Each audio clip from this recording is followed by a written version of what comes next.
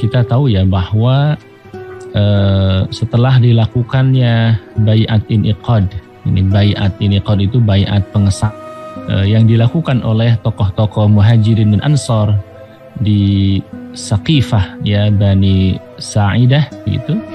Ini sudah kita bahas pertemuan sebelumnya. Jadi di Saqifah Bani Sa'idah sesaat setelah Rasul sallallahu alaihi wasallam wafat ya, tokoh-tokoh Ansor diikuti kemudian oleh tokoh-tokoh Muhajirin itu kemudian berkumpul di Saqifah Bani Sa'idah, sehingga kemudian akhirnya mereka bersepakat untuk membaiat Sayyidina Abu Bakar As-Siddiq menjadi khalifah. Nah, itu disebut dengan baiat iniqad, baiat pengesahan, baiat pelegalan yang dilakukan oleh tokoh-tokoh sentral ya yang ada di Madinah ya saat itu, mewakili kaum Ansor dan kaum Muhajirin.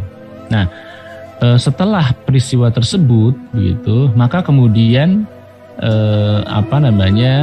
Sayyidina Umar bin Khattab radhiyallahu anhu ya itu kemudian mempertegas kembali ya dengan kemudian mendukung ya, mempertegas penunjukan Sayyidina Abu Bakar As-Siddiq sebagai seorang khalifah. Nah, itu kapan? Besok harinya ya. Jadi setelah baiat iniqad ya dilakukan, artinya yang menunjukkan bahwa Sayyidina Abu Bakar As-Siddiq itu legal menjadi khalifah itu sesaat setelah dibaiat oleh tokoh-tokoh umat di Saqifah Bani Sa'idah. Nah, tetapi kemudian tentu tidak cukup sampai di situ. Umat harus tahu ya, karena yang melakukan baiat itu hanya tokoh-tokoh sentralnya saja. Nah, sementara kaum muslimin secara keseluruhan ya itu kemudian juga wajib mengetahui gitu ya, dan wajib juga melakukan baiat ya terhadap khalifah yang baru saja ditetapkan begitu.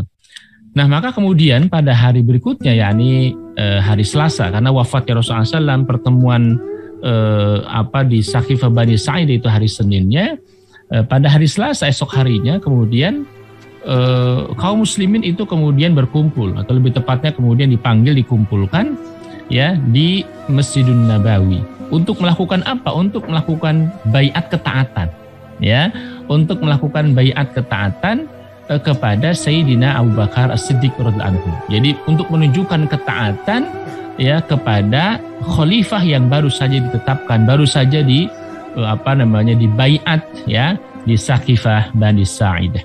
Nah, dalam konteks ini ya Anas ibn Malik ya beliau berkata, ketika Abu Bakar telah dibaiat di Saqifah Bani Sa'idah, maka keesokan harinya Abu Bakar As-Siddiq duduk di atas mimbar, lalu Umar berdiri tampil untuk bicara sebelum Abu Bakar As-Siddiq. Ya, jadi sebagai openingnya, sebagai pengantarnya, maka kemudian Umar tampil di situ ya untuk memberikan kata pengantar yang kemudian berikutnya ya Sayyidina Abu Bakar As-Siddiq menyampaikan pidato politiknya.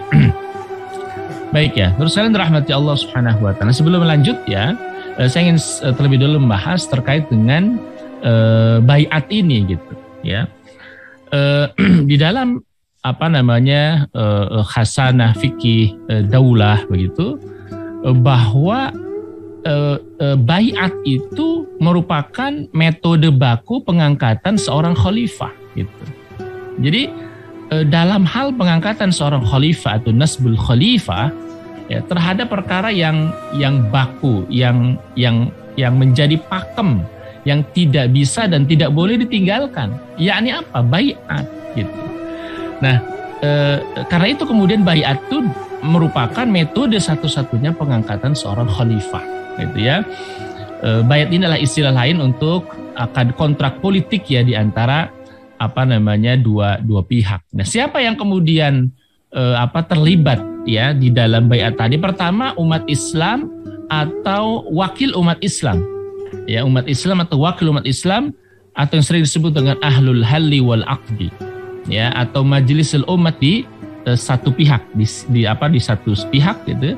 Jadi kalau kita lihat misalnya orang-orang yang berkumpul pada saat baiatnya Abu Bakar As-Siddiq di Saqifah Bani Sa'idah, mereka lah orang-orang yang disebut dengan ahlul halli wal aqdi gitu ya. Jadi tokoh-tokohnya umat gitu ya, itu kemudian melakukan baiat. Nah, yang kedua adalah calon khalifah atau khalifah yang hendak dibaiat tadi gitu. Ya. Nah, jadi ada umat atau wakil umat, tokoh umat yang melakukan baiat. Yang kedua adalah orang yang dibaiat atau kandidat khalifah yang dibaiat tadi. Nah, adapun baiat itu mengandung apa? Komitmen dari pihak umat untuk menaati khalifah yang dibaiat. Jadi intinya itu. Jadi baiat itu dilakukan untuk menunjukkan ketaatan mereka terhadap khalifah yang dibaiat. Ya, dan adapun khalifah yang dibaiat itu mereka atau dia berkomitmen untuk mengamalkan kitabullah dan sunnah Nabi Shallallahu Alaihi Wasallam di tengah-tengah umat. Nah, kira-kira itu ya terkait dengan baiat itu sendiri, sehingga tidak tepat kalau ada mengatakan bahwa tidak ada metode baku pengangkatan seorang khalifah gitu ya. Buktinya bahwa metodenya adalah dengan cara dibaiat. Nah, contoh misalnya pada masa Khulafaur Rasyidin, pembaiatan khalifah itu selalu terjadi. Jadi baiat terhadap khalifah itu selalu terjadi. Ya. Dan ini menunjukkan bahwa baiat itu merupakan perkara yang baku dalam pengangkatan seorang khalifah gitu. Nah, kenapa baiat ini terhadap khalifah ya? Itu menunjukkan bahwa pembaiatan itu merupakan perkara yang baku, arti selalu diamalkan oleh para sahabat Nabi SAW, ya terutama pada masa Khulafaur Rasyidin, ya. Nah, terutama ini merujuk pada sabda Nabi SAW, ya, yakni wa man baya'a imaman fa'atahu safqata yadihi wa thamrata qalbihi falyuti'hu in istata'a fa in jaa'a akhiru yunazi'uhu fadribu unuqal akhir. Siapa saja yang membaiat seorang imam atau khalifah lalu dia memberikan ya kepada imam itu segenggam tangannya, ya biasanya dengan kemudian menggenggam tangannya dan kemudian buah hatinya, artinya lahir dan batin, ya dia menunjukkan ketaatannya, maka hendaklah dia menaati imam itu dengan sekuat kemampuan dia.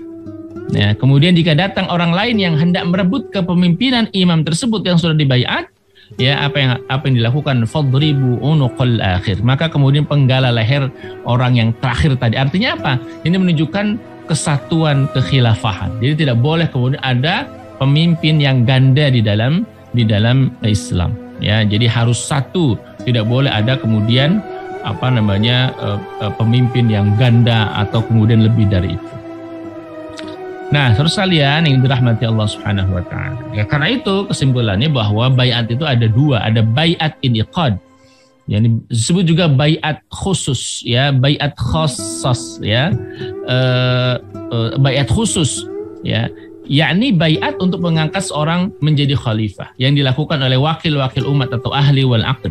Yang pada masa Abu Bakar ini terjadi di Saqifah Bani Sa'idah oleh siapa?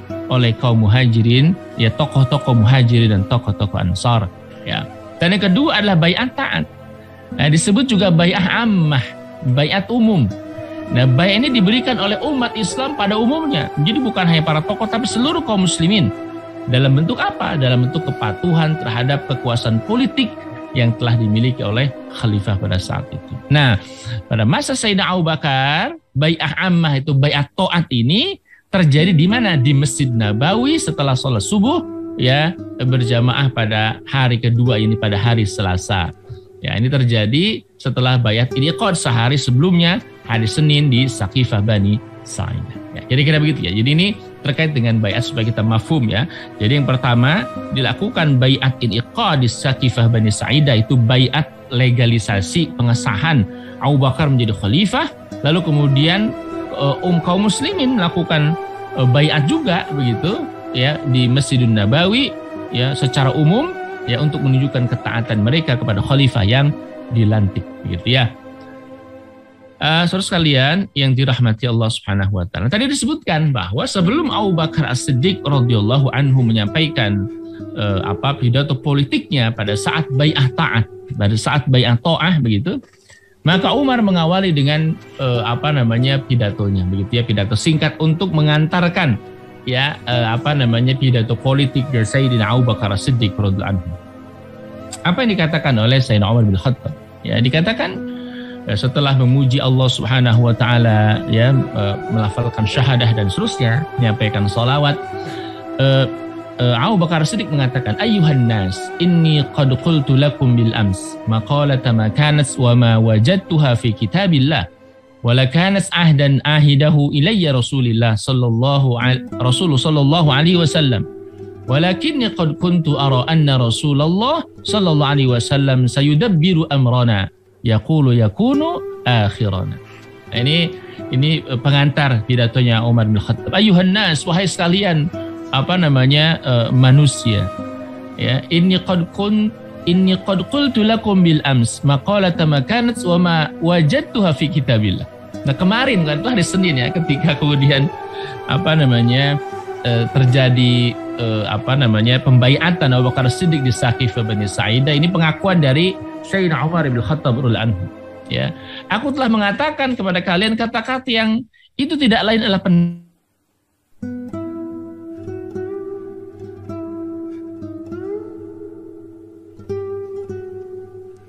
dengan ungkapan beliau yang Rasul sallallahu alaihi wasallam tidaklah mati, tidaklah wafat, tidaklah meninggal, kira-kira begitu. Jadi sehingga kemudian sampai membuat Sayyidina Abu Bakar Siddiq meyakinkan ya Umar bin Khattab radhiyallahu anhu bahwa Rasul sudah wafat. Ya, siapa di antara kalian yang menyembah Muhammad, ya, maka Muhammad telah mati, telah wafat. Tetapi siapa yang menyembah Allah, ya, wa huwa hayyun la yamut, maka Allah itu hidup, ya, dan tidak akan pernah mati. Kira-kira begitu. Nah, itu pengakuan dari Sayyidina Umar. Walakan ahdan ahidahu ilayya Rasulillah sallallahu alaihi wasallam.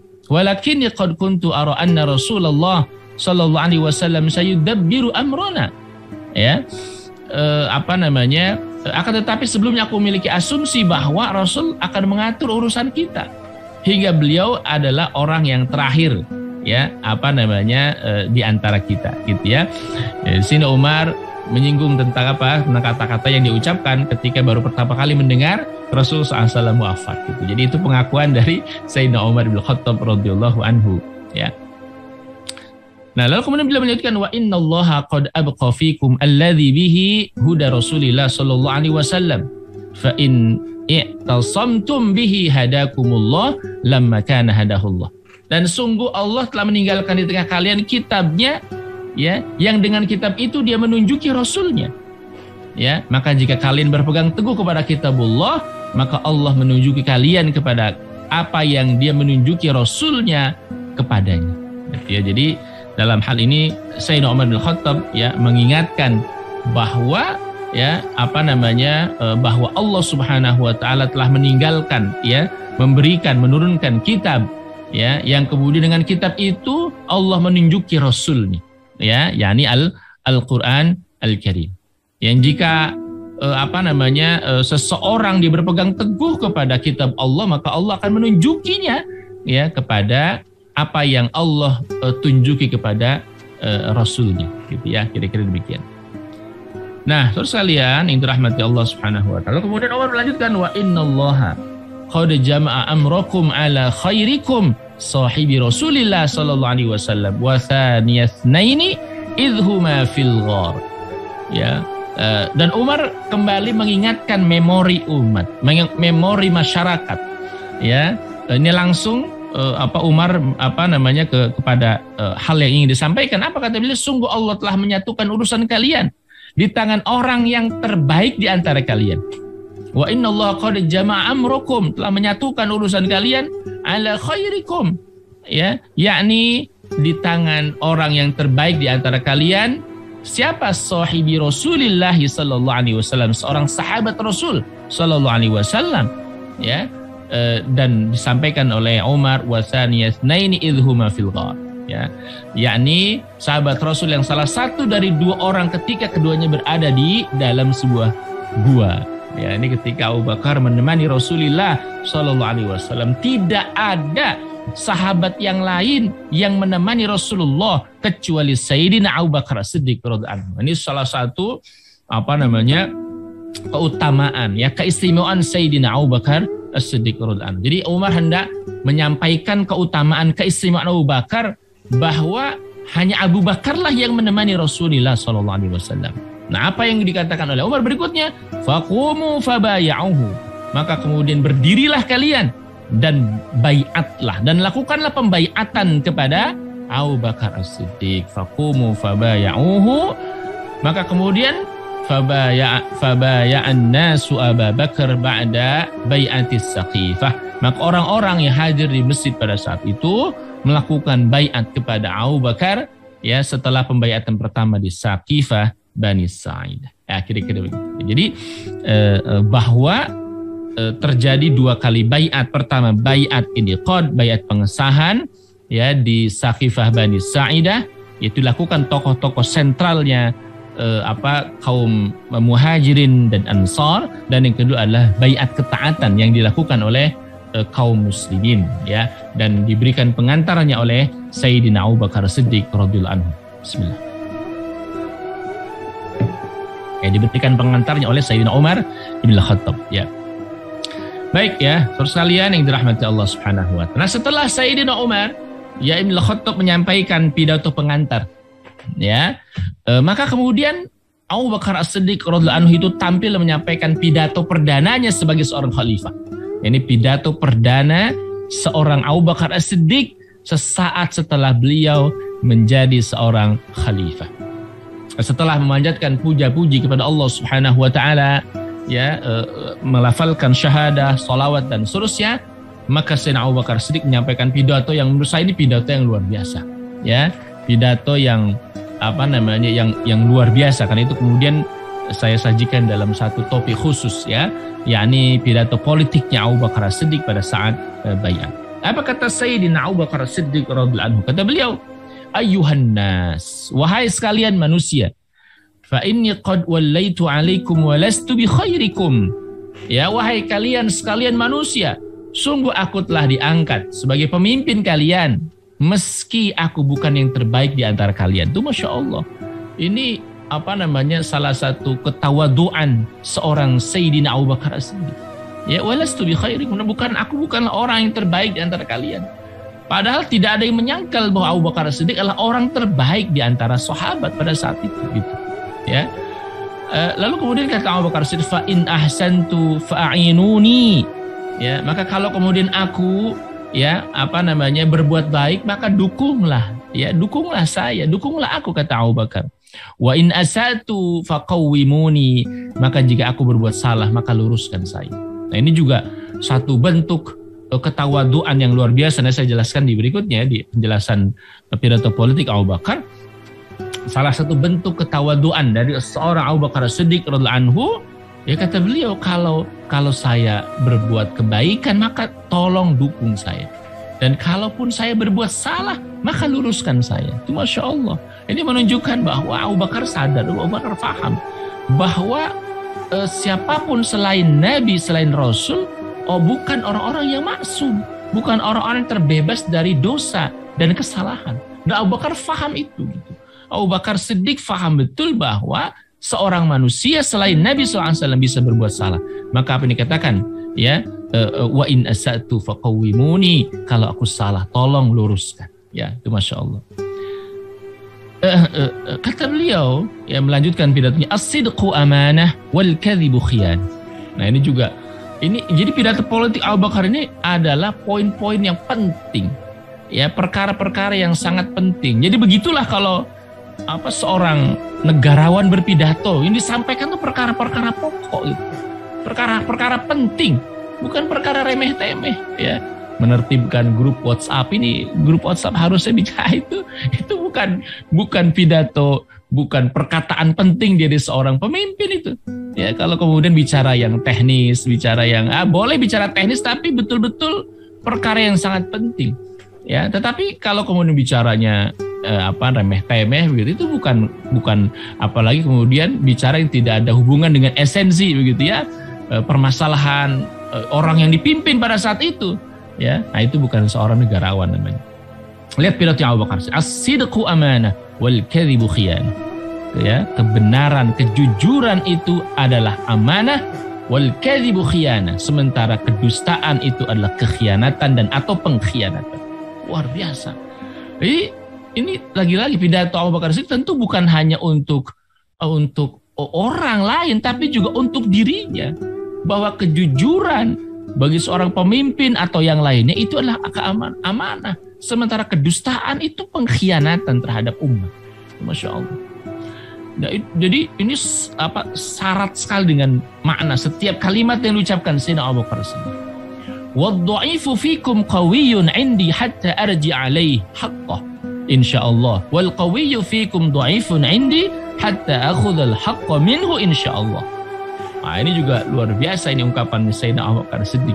Ya, tadi awal menyampaikan kejujuran adalah amanah, dusta adalah pengkhianatan. Nah, ini juga penting. Wad-dha'ifu fikum 'indi hatta arji 'alaihi haqqah. Kata Abu Bakar, orang-orang yang lemah, wad-dha'ifu, ya, orang-orang yang lemah di antara kalian itu menempati posisi kuat di sisiku. Jadi Abu Bakar menunjukkan bahwa orang-orang dhaif, orang-orang lemah, kaum-kaum termarginalkan, dia akan kuat di sisiku, kata Abu Bakar Siddiq, hingga aku mengembalikan padanya haknya dengan izin Allah. Nah, maksudnya apa? Maksudnya orang-orang yang lemah itu, ya, di tengah-tengah umat, dia akan menjadi orang kuat ketika ditegakkan keadilan. Hak-hak umat itu disampaikan, ditunaikan. Maka tidak ada orang yang lemah gitu. Orang lemah maka dia akan menjadi kuat ketika hak-hak mereka ditunaikan. Nah, yang terjadi saat ini misalnya apa? Orang-orang lemah semakin lemah ketika hak mereka tidak ditunaikan, ketika tidak adanya keadilan. Ini dahsyat ini, ya, ini pidato yang luar biasa. Wad-dha'ifu fikum qawiyyun 'indi hatta arji 'alaihi. Ya. Orang-orang lemah di antara kalian dia akan menjadi kuat di sisiku, kata Abu Bakar Siddiq, ketika hak-haknya itu kemudian ditunaikan. Ya, hingga aku dapat mengembalikan padanya haknya dengan izin Allah. Artinya apa? Dia akan menjadi kuat ketika pemerintah atau negara atau penguasa bersikap adil sehingga memberikan hak-haknya umat kepada mereka. Ya, umat berhak mendapatkan terpenuhi kebutuhan sandang, pangannya, papannya, keamanannya, kesehatannya, pendidikannya, tunaikan. Maka ketika itu semua ditunaikan, tidak ada orang yang lemah, maka dia akan menjadi kuat. Ya. Wal qawiyyu fikum dha'ifun 'indi hatta akhudha al-haqqa minhu insyaallah. Sedangkan orang yang kuat nih, ya, konglomerat, oligark gitu ya kalau sekarang itu ya, dia akan menempati posisi lemah di sisiku. Waduh, ini sekaligus bukan ancaman ya, untuk menegaskan siapa di antara kalian semuanya kira-kira begitu, yang merasa orang kuat, yang merasa orang kaya, yang merasa punya kekuasaan, ya. Kata Sayyidina Abu Bakar Siddiq, ya, wal qawiyyu fikum dhaifun, kalian akan lemah, ya, dia akan menjadi lemah, indi pada sisiku, ya, hatta akhudhal haqqa minhu insyaallah, ya, sehingga apa? Sehingga aku dapat mengambil darinya hak orang lain dengan izin Allah.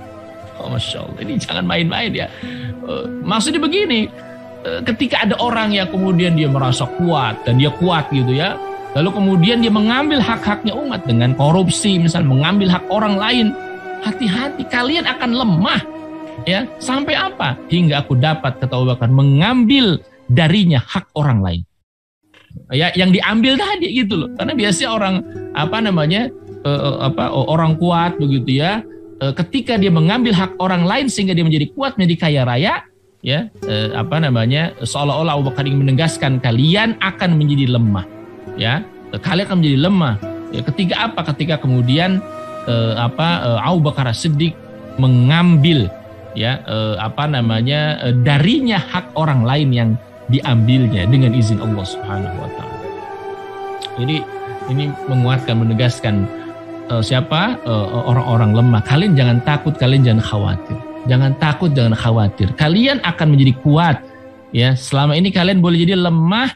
Ya, kalian akan menjadi kuat sampai kemudian seorang imam pemimpin itu, ya, mengembalikan haknya, yakni hak keadilan kepada mereka. Dan jangan macam-macam juga orang-orang yang kuat dan merasa kuat, ya, karena kalian akan lemah, ya ketika kemudian seorang imam itu dapat mengambil darinya hak orang lain yang telah diambil.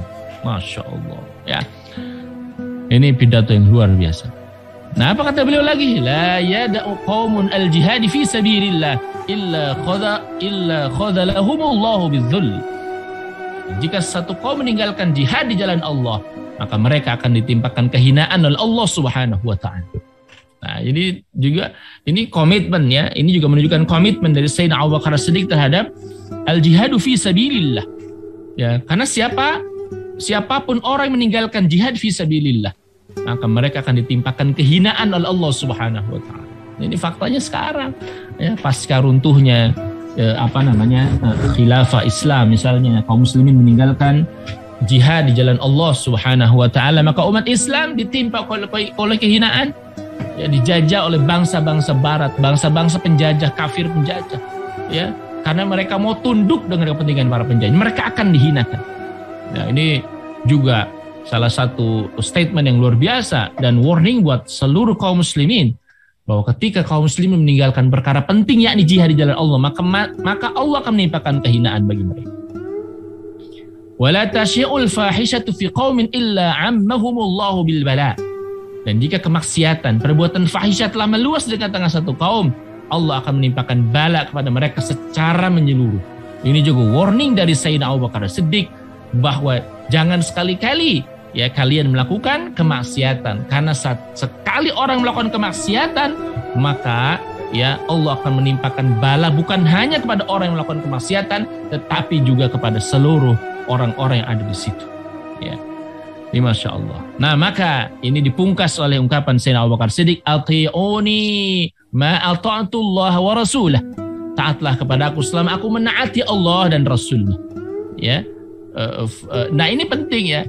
Jadi bayangkan pemimpin sekaliber Abu Bakar Siddiq itu menyampaikan kalimat yang luar biasa ketika beliau mengatakan ati'uni ma ata'tullah wa rasul. Taatlah kalian kepada aku selama aku taat kepada Allah Rasul. Ini selama ini belakangan beredar ya sebuah statement, saya akan dukung ya, mau dia salah mau dia benar ya, pemimpin itu akan saya dukung. Nah, ini keliru sekali. Sayyidina Abu Bakar saja itu statementnya ati'uni ma ata'tullah wa rasul. Taatlah kalian kepada aku selama aku taat pada Allah dan Rasulnya. Gitu ya.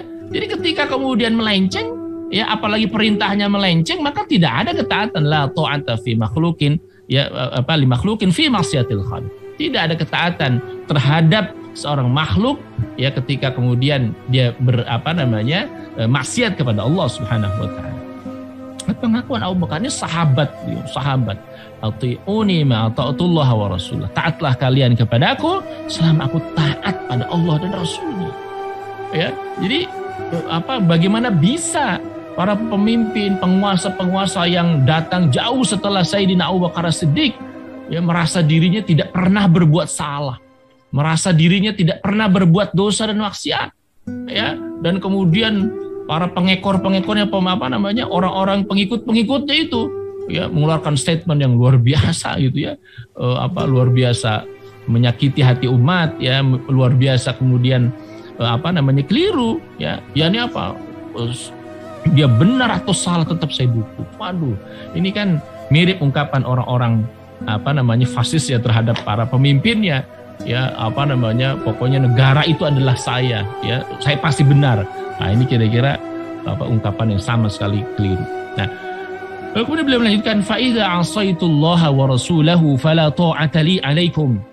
Ya, jika aku bermaksiat kepada Allah dan Rasulnya, maka kalian tidak wajib taat padaku, kata Abu Bakar. Masya Allah, luar biasa. Fa idza asaitullaha wa rasulahu fala ta'ata li alaikum. Ya, kalau aku maksiat kepada Allah dan Rasulnya, jangan taati saya. Kalian enggak wajib taat kepada aku, kata Abu Bakar. Qumu ila salatikum yarhamkumullah. Ya, karena waktu maka kemudian Abu Bakar melanjutkan ya, bangunlah untuk salat ya, semoga Allah merahmati kalian. Ini Masya Allah, ini menurut saya pidato yang sangat syarat ya, pidato yang sangat mengandung makna yang sangat dalam ya. Begitulah seharusnya seorang negarawan itu bicara Dan nanti lihat, bukan Abu Bakar As-Siddiq bukan hanya dia pandai bicara, tapi Abu Bakar As-Siddiq dia merealisasikan apa yang kemudian disampaikan. Ya, tidak sebagaimana pemimpin di satu negeri ya yang dia omongannya manis ya ketika campaign, ketika kampanye ya, lalu kemudian ambiar semua ya, sehingga kemudian tidak bersisa dari apa yang diucapkan itu kecuali pengkhianatan, kecuali kedustaan. Ya, ini nggak benar gitu. Lihat pidato politik Abu Bakar singkat tapi memiliki makna yang dalam. Bukan hanya itu, tapi juga Abu Bakar melaksanakan, merealisasikan apa yang diungkapkan. Ya, ini luar biasa.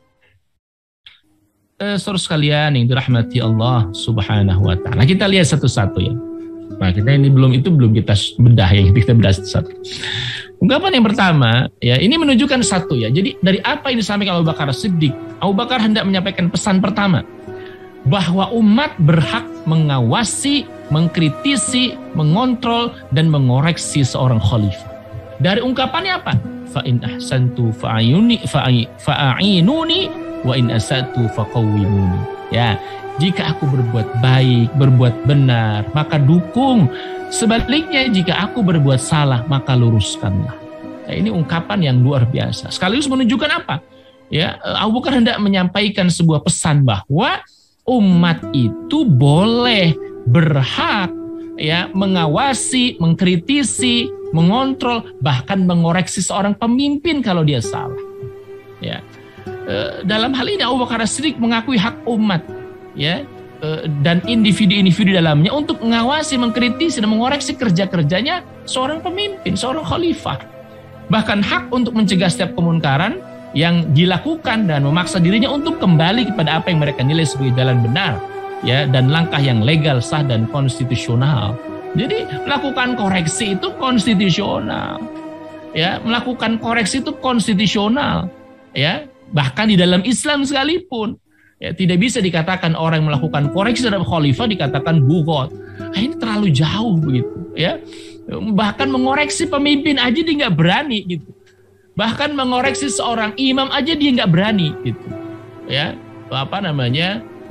dengan alasan menjaga marwah dan seterusnya. Tidak demikian. Bahkan Abu Bakar sendiri mengatakan begitu ya. Ini sahabat terbaik Nabi, orang yang paling dekat dengan Nabi. Fa in ahsantu fa'inuni, kalau saya salah dukung, kalau saya benar dukung saya, tapi kalau saya salah tolong koreksi, luruskan saya gitu. Ini disampaikan secara terbuka. Ada juga sih ya seorang penguasa yang bilang, saya kangen di demo ya, silakan demo saya. Ya, nah, berikutnya apa yang terjadi? Yang demo ditangkap, yang demo dipersekusi, yang mengkritisi dijeblosin ke penjara ya. Itu di negeri yang lain, bukan di negeri khilafah Abu Bakar As-Siddiq radhiyallahu anhu ya, di negeri yang lain itu. Ya. Jadi Abu Bakar mengatakan, salah kalau saya salah lurus, kalau saya benar dukung, kalau saya salah koreksi. Sekaligus Abu Bakar ingin memberikan ruang bahwa umat itu punya hak loh melakukan pengawasan, kritisi, kontrol, bahkan melakukan koreksi terhadap seorang khalifah. Bahkan melakukan koreksi terhadap seorang khalifah boleh gitu ya. Itu sah ya, legal, konstitusional. Nah, gitu ya. Asal dilakukan tentu dengan cara-cara yang ahsan, dengan cara-cara yang baik gitu ya. Nah, pada pidato perdananya Abu Bakar mengakui bahwa setiap pemimpin berpotensi melakukan kekeliruan. Ingat, ini sekelas sahabat Nabi ya, difaham betul bahwa setiap orang, bahkan pemimpin itu bisa salah ya, dan menjadi sasaran kritikan dan koreksi. Ya, kenapa? Karena sahabat itu nggak maksum. Ya, selain Nabi, selain Rasul, nggak ada yang maksum. Tidak ada yang terlepas dari dosa. Sebagaimana halnya Rasulullah Shallallahu Alaihi Wasallam. Dan sungguh umat dalam pemahaman Abu Bakar sendiri harus punya manajemen kontrol yang aktif, ya. Dan Abu Bakar dalam konteks ini memiliki umatnya harus punya kemampuan untuk bersinergi, saling menolong, membantu, mendukung, menasihati, mengawasi, mencermati, mengawal, mengoreksi dan meluruskan pemerintah, ya. Maka menjadi kewajiban umat membantu dan mendukung pemimpin yang menjalankan pemerintahannya berdasarkan apa yang diturunkan Allah Subhanahu wa taala. Bersinergi dengannya dalam urusan agama ya, dan dalam urusan yang lainnya termasuk diantaranya masalah jihad dan yang lainnya.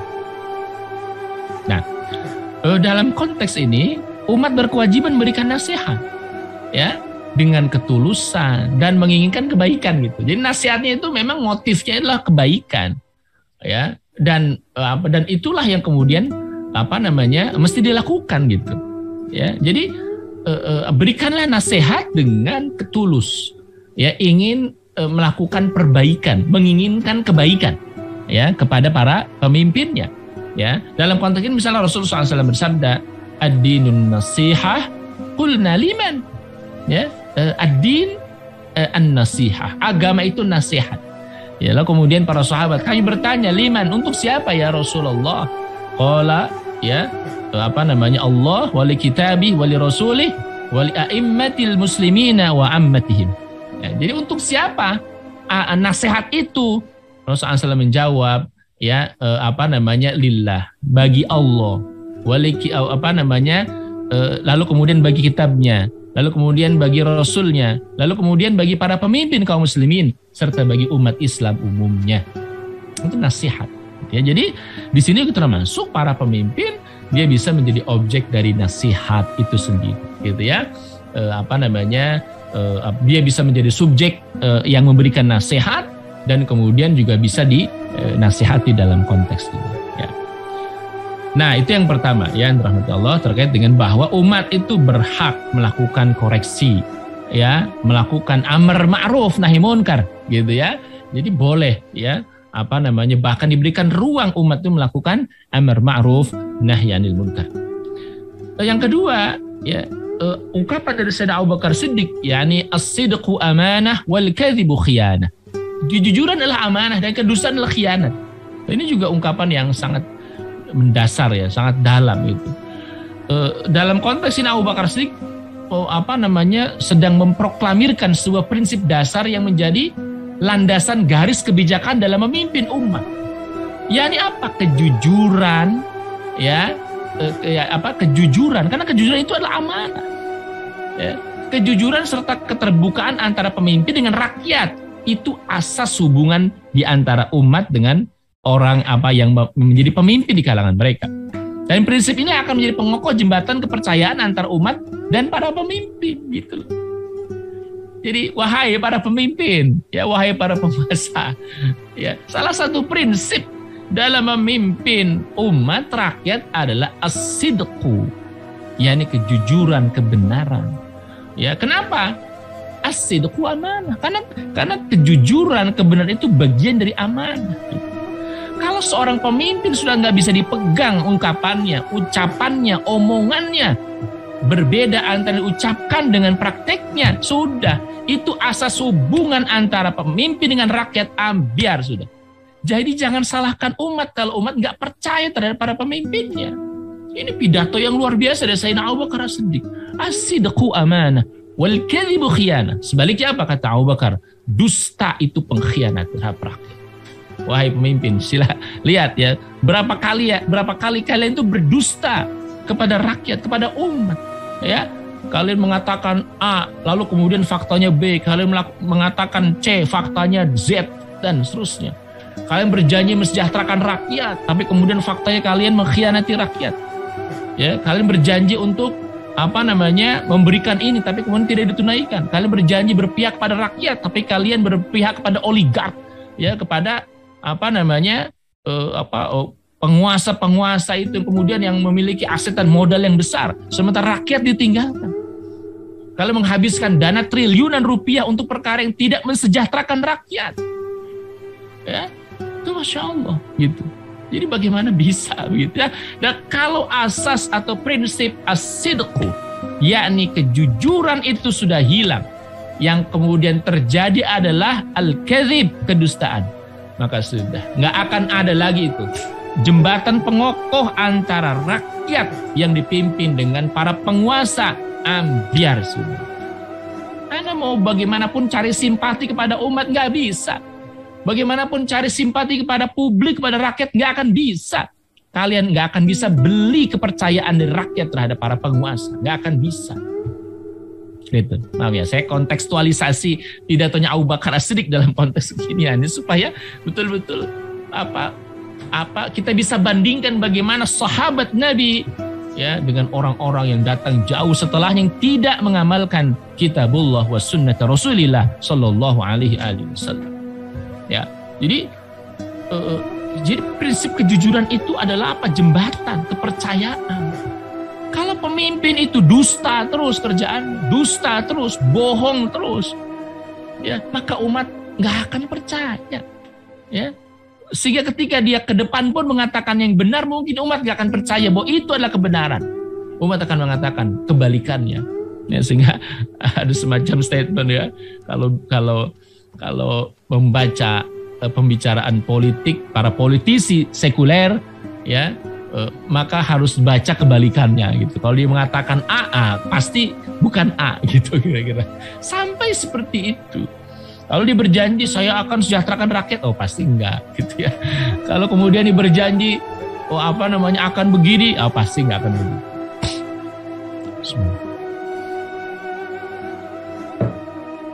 Ya. Nah, jadi ini penting sekali prinsip nih, asasnya hubungan antara pemimpin dengan rakyat adalah kejujuran, ya. Sementara kedustaan itu yang akan menghilangkan kepercayaan, ya. Yang menjadi jembatan pengokoh antara rakyat, umat dengan yang dipimpinnya itu akan hilang, akan sirna seperti itu. Karena karakter pemimpin, ya, yang mengikuti kitabullah dan sunnah Nabi SAW, dia memegang teguh prinsip as-sidq, kebenaran, dan dia meninggalkan ya satu perkara buruk, yakni al-kadzib, yakni kedustaan. Ini penting. Sidqu amanah wal kadzibu khiyanah. Kebenaran, kejujuran adalah amanah, ya, dan dusta merupakan pengkhianatan kepada rakyat, pengkhianatan kepada umat. Jadi para pemimpin yang kalian ya kerjanya suka berdusta, berbohong kepada rakyat, ya, yakinlah bahwa itulah khianat, pengkhianatan terhadap umat. Terus kalian yang dirahmati Allah Subhanahu wa ta'ala. Dan karena itu kejujuran, kebenaran menjadi prinsip penting bagi seorang pemimpin dalam menjalankan amanah.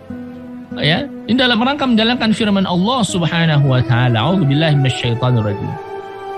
Ya ayyuhalladzina amanu taqullaha wa kunu ma'as shadiqin. Hai orang-orang beriman, bertakwalah kalian kepada Allah dan hendaklah kalian selalu bersama dengan orang-orang yang benar, orang-orang yang jujur, orang-orang yang menunaikan amanah.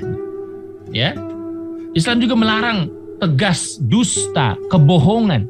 Ya, sebagaimana sabda Nabi sallallahu alaihi wasallam, "Salasatun la yukallimuhumullahu azza wa jalla yaumal qiyamah, asy-syaikhuz zani wal a'ilul mazhu wal imamul kadzdzab."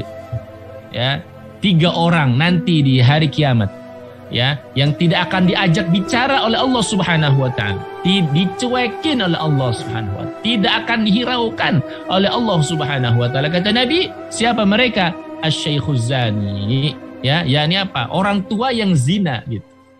Ya, mestinya orang tua itu dekat ke Allah, taqarrub lillah, ya, mendekatkan diri pada Allah. Ini orang tua zina, itu nggak akan diajak, dicuekin oleh Allah Subhanahu wa ta'ala di yaumil qiyamah. Yang berikutnya wal a'ilul mazhu, yakni orang miskin sombong. Ya, orang miskin itu ya tawadu, gitu ya, rendah hati, begitu ya. Kalau orang kaya sombong mungkin masih maklum, ya, karena kekayaannya. Nah, orang miskin sombong, apa yang mau disombongkan? Ini pun orang yang keterlaluan, begitu ya. Jadi ini menunjukkan orang-orang yang kebangetan, lagi kira begitu. Ya, orang tua zina itu kebangetan, ya. Orang miskin sombong juga sama, karena keterlaluan.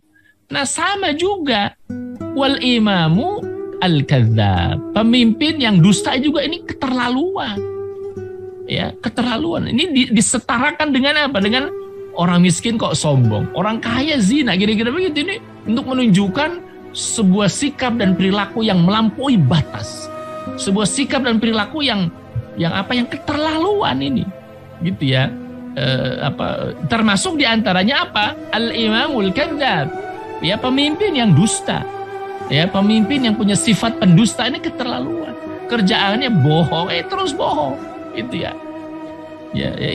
Itu nanti pemimpin yang model begitu, ya mereka tidak akan diajak bicara oleh Allah Subhanahu wa taala, akan dicuekin oleh Allah ya Subhanahu wa taala. Nauzubillah. Pemimpin pendusta hampir pasti seringkali melakukan khianat dan curang dengan memakan hak umat, kemudian menipu dan mengelabui umat, ya, dan celaka, ya, serta sangat menyedihkan seorang pemimpin yang melakukan apa? Kebohongan. Dan Abu Bakar As-Siddiq menyebut orang seperti itu sebagai pengkhianat dan musuh utama umat. Dan apakah ada musuh yang lebih besar daripada pengkhianatan itu sendiri? Karena pengkhianatan itu adalah perilaku yang sangat keji, ya, apalagi berkhianat kepada sekian banyak orang. Bayangkan, berkhianat kepada satu orang itu sudah merupakan dosa besar. Ya, seorang kepala keluarga berkhianat kepada istri dan anak-anaknya itu dosa besar. Ya, ini apalagi yang dikhianati bukan 1-2 orang, yang dikhianati ratusan juta orang. Bayangkan. Yang dikhianati ribuan orang, ratusan ribu orang, jutaan orang. Bayangkan, ya, itu apa yang lebih keji lagi dari pengkhianatan terhadap umat, apalagi yang dikhianatinya ratusan juta orang. Nah, dan sudah menjadi keharusan adanya pengawasan, pengawalan, kontrol umat untuk memastikan para pemimpin berkomitmen pada kejujuran, kebenaran dan sikap amanah. Nah, begitulah seharusnya seorang pemimpin, ya, di tengah-tengah umat. Yang kedua, ya, as-sidqu amanah wal khiyanah, ya, wal kadhibu khiyanah. Dan yang ketiga, ya, prinsip yang hendak dibangun oleh Sayyidina Abu Bakar As-Siddiq adalah prinsip keadilan, adalah. Ya. Nah, ini dengan ungkapan, ya, wad-dha'ifu fikum qawiyyun 'indi hatta arji'a 'alaihi haqqah insyaallah wal qawiyyu fikum dha'ifun 'indi hatta akhudhal haqqa minhu insyaallah. Orang-orang lemah di antara kalian itu akan kuat, menempati posisi yang kuat di sisiku, kata Sayyidina Abu Bakar As-Siddiq, hatta arji'a 'alaihi haqqah insyaallah, hingga aku dapat mengembalikan padanya haknya dengan izin Allah. Dari sekilas sudah saya jelaskan, ya, di depan. Maksudnya apa? Maksudnya nggak ada orang lemah. Mestinya nggak ada orang-orang lemah ketika negara hadir untuk menunaikan hak-hak mereka. Nggak ada orang-orang lemah itu. Dan sekarang yang terjadi apa? Orang lemah semakin dilemahkan. Sudah mah miskin, haknya tidak ditunaikan. Ya, sudah melarat, hak-haknya tidak diberikan kepada mereka. Keadilan tidak diterapkan. Haknya orang kaya ditunaikan, konglomerasi ditunaikan, keringanan kepada mereka diberikan, ya, kemudahan kepada orang-orang kaya diberikan, ya. Sementara kepada rakyat miskin nggak diberikan. Jadi inilah makna ungkapan wadha'ifu fikum qawiyyun 'indi hatta arji'a 'alaihi haqqan insyaallah. Ya, orang lemah itu dia akan menempati posisi yang kuat di sisi Abu Bakar As-Siddiq radhiyallahu anhu, hingga kata Abu Bakar, aku dapat mengembalikan padanya haknya dengan izin Allah. Jadi nggak ada orang yang lemah kalau hak mereka ditunaikan. Ya, kalau kemudian mereka diberikan keadilan, nggak ada orang yang lemah. Taruhlah misalnya di sebuah masyarakat mungkin nggak ada pasti ada kaya, ada miskin, ada kuat, ada lemah. Itu biasa. Tetapi nggak ada orang lemah ketika hak mereka ditunaikan. Ya, ketika negara dia misalnya dapat memberikan hak-hak dasar pada mereka, ya, sandang, pangannya, ya, kesehatannya, keamanan, pendidikannya, nggak ada tuh mereka yang kenapa kamu nggak sekolah, nggak punya biaya, nggak ada yang begitu. Kenapa kamu sakit kok di rumah saja, nggak kemudian ke rumah sakit misalnya, nggak punya biaya. Ini orang lemah semakin lemah kalau begitu. Bismillah. Orang lemah akan semakin lemah. Ketika apa? Ketika hak-hak mereka nggak ditunaikan. Ya, ini Masya Allah. Dan jangan main-main juga. Ya, orang-orang kaya ini seolah-olah Abu Bakar Siddiq ingin memberikan warning juga kepada orang-orang yang kuat, merasa kuat. Ya, kata beliau, wal qawiyyu fikum dha'ifun 'indi hatta akhudhal haqqa minhu insyaallah. Dan sedangkan orang yang kuat menempati posisi lemah, dia akan lemah di sisiku, kata Abu Bakar Siddiq. Wah, Masya Allah, ya. Jadi ini warning kepada orang-orang yang merasa kuat. ya, dia akan lemah kalau kalian kuatnya itu dengan mengambil haknya rakyat. Hingga aku, kata Abu Bakar Siddiq, mengambil darinya hak orang lain dengan izin Allah. Harta yang kamu dapat dari korupsi akan diambil, harus diambil sampai dia lemah. Ya, ketika dia bersalah maka dihukum dengan hukuman yang berat, maka dia akan jadi lemah. Dia akan menjadi lemah. Ketika apa? Hak orang lain yang diambil olehnya diambil oleh negara, ya, dan kemudian dihukum dengan hukuman yang setimpal, maka orang kuat pun akan menjadi lemah, ya, dengan izin Allah Subhanahu wa taala. Mestinya begitu. Itu yang namanya adil. Ini prinsip keadilan itu demikian. Ya, orang lemah itu dikuatkan dengan memberikan kepada mereka hak-hak mereka. Ya, dan orang-orang kuat dikasih warning, kalau kalian kuatnya, kalau kalian kayanya karena mengambil hak orang lain, ya, jangan kemudian kalian berbesar hati sampai kemudian negara mestinya mengambil dari mereka itu haknya umat, haknya rakyat. Ya, kalau mereka mengambil itu dari dari rakyat gitu. Ya, Masya Allah, ya, luar biasa. Di antara prinsip yang hendak diterapkan Abu Bakar Siddiq adalah prinsip syura, musyawarah, keadilan dan persamaan. Ya, ini sedikit ya saya jelaskan. Adapun prinsip syura tercermin dalam pengangkatan Abu Bakar menjadi khalifah. Dan adapun keadilan yang maksud Abu Bakar adalah keadilan Islam sebagai buah dari penerapan syariat Islam. Jadi kalau syariat Islam itu diterapkan maka akan berbuah keadilan. Gitu. Nah sebaliknya, ketika yang diterapkan itu bukan syariat Islam, tidak akan mungkin terjadi keadilan. Itu mustahil. Maka kalau ada orang yang bermimpi mengatakan, no, kita pilih pemimpin yang adil, sementara hukum yang diterapkan bukan hukum Islam. Kita ingin pemimpin yang adil, sementara sistem yang diterapkan bukan sistem Islam. Saya katakan tidak akan pernah mungkin ada keadilan. Tak akan pernah mungkin.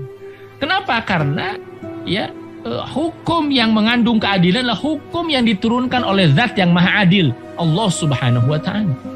Nah, sementara bagaimana bisa hukum yang dibuat ya oleh konspirasi penguasa dan penguasa jahat dengan kemudian pengusaha yang jahat pula akan melahirkan hukum yang adil? Itu nggak pernah bisa mungkin. Yang ada apa? Terdapat banyak kepentingan-kepentingan di dalam hukum yang mereka buat. Nggak ada keadilan. Abu Bakar Siddiq memahami betul bahwa Islam telah mewajibkan para pemimpin dan penegak keadilan untuk menegakkan keadilan di antara manusia tanpa pandang bulu, tanpa melihat asal-usul dan status sosial. Seorang pemimpin atau hakim harus berlaku adil di antara dua pihak yang berperkara dan memberikan putusan dengan benar tanpa mempedulikan apakah pihak yang berperkara itu kawan atau lawan, kaya atau miskin, buruh atau penguasa. Tidak ada. Dan tidak boleh dibeda-bedakan begitu. Yang terjadi sekarang itu ketika kawan ya diamankan, ketika lawan dihabisi betul-betul. Orang-orang kaya itu diamankan, orang-orang miskin dihabisi betul-betul.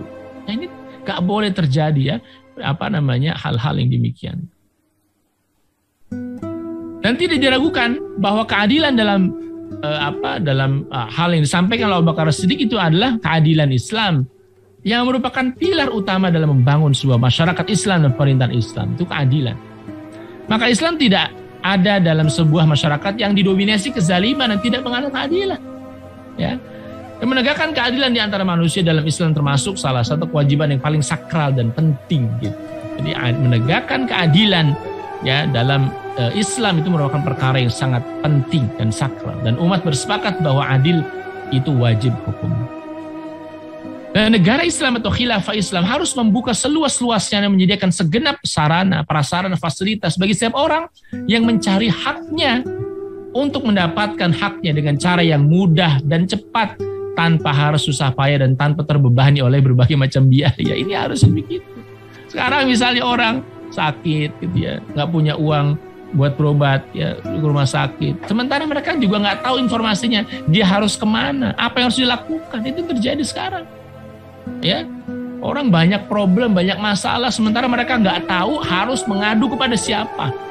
Yang ada itu prosedurnya berbelit-belit, prosesnya sangat panjang, ya hingga membuat orang itu frustrasi gitu, ya untuk hanya memperoleh keadilan itu orang frustrasi sekarang. Ya, datang ke ruang pengadilan bukan mendapatkan keadilan, ya itu yang kemudian terjadi gitu. Ya. Dan negara Islam wajib melenyapkan setiap apapun perkara yang berpotensi menghalangi atau menghambat pemilik hak, ya, untuk mendapatkan hak-hak mereka. Umat itu berhak mendapatkan pendidikan, ya, mendapatkan keamanan, kesehatan, ya, bahkan kebutuhan pokok umat berhak untuk itu, ya. Dan negara harus memberikan kemudahan semudah-mudahnya bagi rakyat untuk mendapatkan itu semua, ya. Ya, tidak boleh berbelit-belit syaratnya, prosedurnya, masya Allah. Ya, ini orang untuk mendapatkan haknya saja syaratnya luar biasa. Ya, untuk jual beli ini itu kan hak rakyat berjual beli. Syaratnya harus mensyaratkan ada kartu ini, ya. Itu terjadi sekarang. Ini rakyat udah susah dibuat susah lagi, gitu loh. Ya.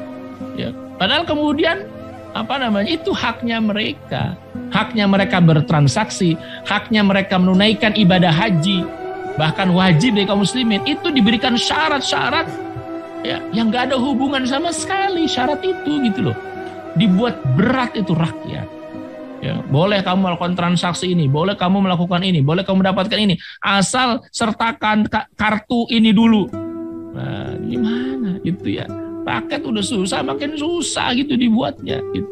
Gak boleh ada yang seperti itu. Itu bukan prinsip, ya, untuk menunaikan hak umat dengan cepat dan benar pada mereka. Ya, gitu. Islam telah mewajibkan para pemimpin menegak keadilan untuk menegakkan keadilan di tanah manusia tanpa pandang bulu, tanpa melihat bahasa, asal usul dan status sosial mereka. Enggak. Seorang pemimpin atau hakim harus berlaku adil di antara dua pihak yang berperkara, memberikan keputusan dengan benar tanpa medulikan tadi kawan lawan, kaya miskin dan seterusnya. Ya, Allah Ta'ala berfirman, A'udzubillahi minasyaitonirrajim.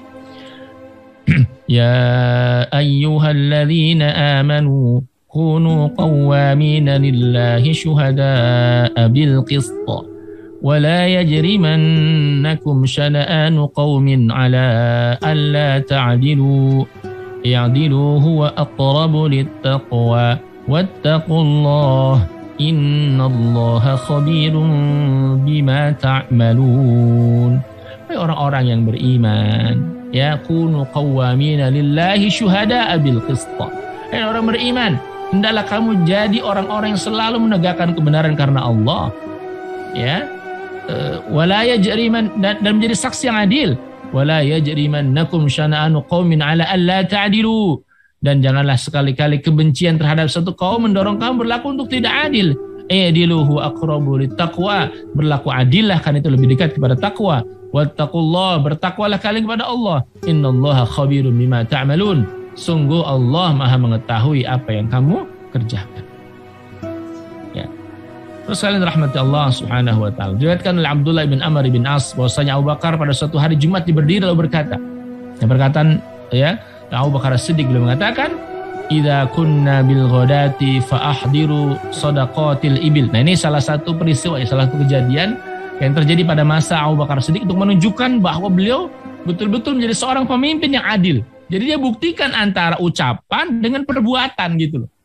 Ya. Abu Bakar menunjukkan bahwa ucapannya demikian, ini loh realisasi dari ucapan tersebut. Ya, tidak ada kedustaan di situ. Ya. Idza kunna bil ghadati fa ahdiru shadaqatil ibil naqsimuha wa la yadkhulu alaina ahadun illa bi idzni. Nah, jadi jika kalian masuk waktu pagi, ini pengumuman disampaikan oleh Abu Bakar, ya, maka tolong bawa ke sini zakat unta. Ya, jadi dalam konteks ini Abu Bakar As-Siddiq memberikan satu informasi pengumuman, ya, tolong bawa ke sini zakat unta kalian itu. Kami akan membaginya, ya.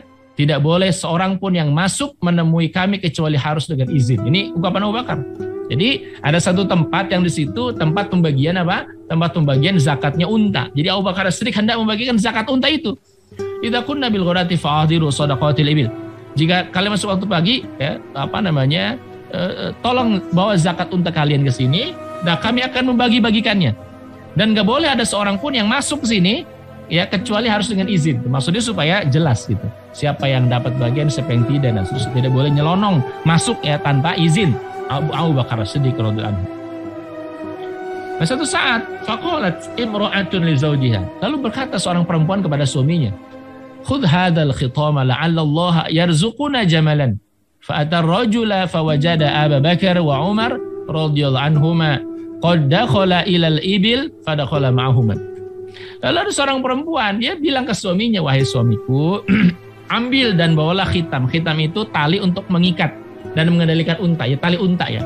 Bawa tali unta ini, ya barangkali semoga Allah memberikan kita seekor unta gitu. Jadi dia berharap, si istri dengan suami ini berharap bahwa dia dapat bagian dari zakat unta gitu. Ini talinya tolong bawa, mudah-mudahan kita dapat jatah zakatnya unta gitu. Nah, lalu kemudian si suami datang, ya fa'atar rajul fawajada Abu Bakar wa Umar. Lalu kemudian si suami yang diperintahkan istri diminta tolong oleh istrinya tadi datang, ya, dan dia menemui di situ ada Abu Bakar, ada Umar, ya, dan dia masuk ke tempat unta tadi. Padahal kata Abu Bakar apa? Jangan masuk tanpa izin, ya. Kata Abu Bakar, jangan masuk ke sini tanpa izin, nanti akan diatur, kira-kira begitu. Lalu si laki-laki ini sambil bawa khitam tadi, sambil bawa tali unta, dia masuk nyelonong gitu. Ya, ikut di situ ada Abu Bakar, ada Umar, laki-laki ini masuk nyelonong gitu ya. Padahal di situ Abu Bakar, Umar sedang sedang merencanakan pembagian zakatnya unta tadi begitu. Ya, sampai kemudian ada Umar, Abu Bakar dan si laki-laki tadi. Melihat hal tersebut, ada orang masuk tanpa izin, ya Abu Bakar Siddiq langsung menoleh dan berkata, "Ma adkhalaka alaina thumma akhadha minhu al-khitama fadarabahu." Kenapa kamu ikut masuk gitu loh? Ini padahal ada tempat yang di situ ada ada Abu Bakar, ada Umar, dan kemudian itu khusus ya bagi mereka. Tiba-tiba nyelonong ada laki-laki yang masuk. "Ma adkhalaka alaina." Kenapa kamu ikut masuk bersama dengan kami, kata Abu Bakar. Thumma akhadha minhu al-khitama fadarabahu. Kemudian Abu Bakar mengambil tali yang dibawa orang itu lalu memukulnya. Nah, ini kita lihat nanti ya, Jadi Abu Bakar ini apa maksudnya? Ini khitam tali unta. Abu Bakar mengambil dan memukul kepada si laki-laki tersebut, laki-laki tadi gitu loh. Ya, yang dia berharap kata istrinya, tolong nih bawa khitam tali unta ini, ya temui Abu Bakar, temui khalifah, siapa tahu kita dapat bagian dari zakat unta, ya.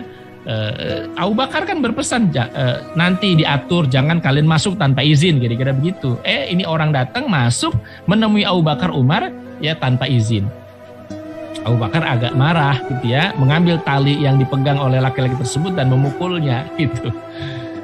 Nah, falamma faragha Abu Bakar min qasmil ibil da'a ar-rajul fa'atahu al-khitama wa qala istafid. Setelah selesai bagian zakat unta, dibagi-bagikan zakat unta tadi ya. Jadi semua kebagian, maka ia pun memanggil orang tersebut dan mengembalikan kepada yang tali tersebut. Kan tadi Abu Bakar ngambil talinya kan, mengambil tali unta yang dipegang oleh laki-laki tersebut. Pembagian zakat unta sudah selesai dan kemudian Abu Bakar manggil tuh orang tadi mana itu, ya. Dan Abu Bakar mengembalikan tali tersebut dan berkata kepadanya, ya kata Abu Bakar, balaslah aku karena tadi aku telah memukulmu, gitu. Jadi Abu Bakar sadar bahwa tadi ya orang tersebut masuk memang tanpa izin, lalu kemudian Abu Bakar memukul orang tadi, gitu ya. Tentu bukan menganiaya ya, tapi memukul refleks gitu loh. Kenapa sih ente masuk? Kan udah dibilang jangan masuk tanpa izin, kira-kira begitu. Lalu Abu Bakar mengembalikan tali untanya tadi dengan apa?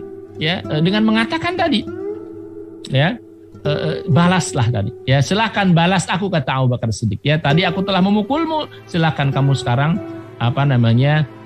membalas ya, sebagai bentuk istilahnya keadilan tadi gitu ya, karena tadi aku telah memukulmu, kata Abu Bakar Siddiq radhiyallahu anhu. Lalu Umar berkata, wallahi la yastafiddu wala taj'aluha sunnatan. Ya, kalau Umar yang ada di samping tadi mengatakan, sungguh demi Allah, orang itu nggak boleh membalas dan jangan Anda jadikannya sebagai kebiasaan yang diikuti. Wallahi la yastafiddu wala taj'aluha sunnatan. Jadi Umar itu tidak menginginkan itu menjadi tradisi, menjadi semacam ya kebiasaan yang diikuti nanti gitu loh. Itu kan masalah yang masalah yang bisa diselesaikan. Kata Umar, Umar intinya tidak menginginkan bahwa orang tersebut membalas pukulan Abu Bakar gitu, jangan dibalas gitu. Karena beliau adalah khalifah dan seterusnya kira-kira begitu. Lalu Abu Bakar malah kemudian mengatakan kepada Umar bin Khattab, qala Abu Bakar, faman li minallahi yaumal qiyamah. Abu Bakar sadar dengan mengatakan Abu Bakar, maka siapa nanti yang akan menyelamatkanku dari pembalasan pada hari kiamat?